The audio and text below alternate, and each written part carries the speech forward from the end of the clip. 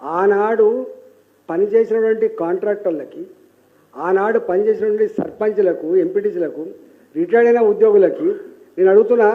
నేను చెప్పకూడదు, బాగా ఇది అనిపిస్తుంది.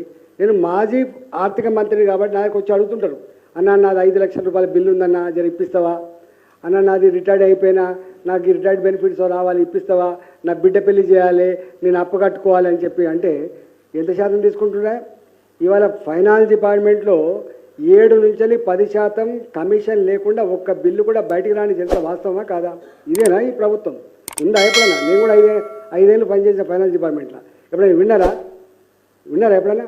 ఇళ్లల్లో ఉండే వాళ్ళు కూడా మొత్తం దుకాణాలు ఓపెన్ చేసి గట్లాడి ప్రభుత్వం వీళ్ళు మాట్లాడతారు ఇంకా వీటి గురించి వాటి గురించి. జ్ఞానం ఉండాలి. ఫస్ట్ గిట్లా చేసినప్పుడు గిన్ని ఏళ్ళు వెనుక చూపిస్తానే భావన ఉండాలి. అంటే ద మోస్ట్ ఇన్ఎఫిషియంట్ గవర్నమెంట్.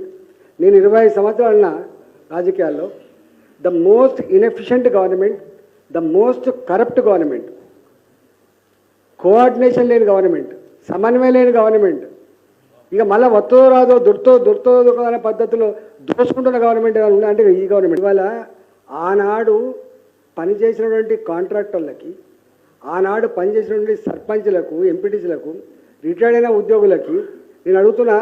నేను చెప్పకూడదు, బాగా ఇది అనిపిస్తుంది. నేను మాజీ ఆర్థిక మంత్రిని కాబట్టి నాకు వచ్చి అడుగుతుంటారు, అన్న నాది 5 లక్షల రూపాయల బిల్లు ఉందన్న, జర ఇప్పిస్తావా అన్న, నాది రిటైర్డ్ అయిపోయినా నాకు ఈ రిటైర్డ్ బెనిఫిట్స్ రావాలి, ఇప్పిస్తావా, నా బిడ్డ పెళ్లి చేయాలి, నేను అప్పు కట్టుకోవాలి అని చెప్పి అంటే ఎంత శాతం తీసుకుంటున్నా? ఇవాళ ఫైనాన్స్ డిపార్ట్మెంట్లో 7 నుంచి 10% కమిషన్ లేకుండా ఒక్క బిల్లు కూడా బయటికి రాని జరిగిన వాస్తవమా కాదా? ఇదేనా ఈ ప్రభుత్వం?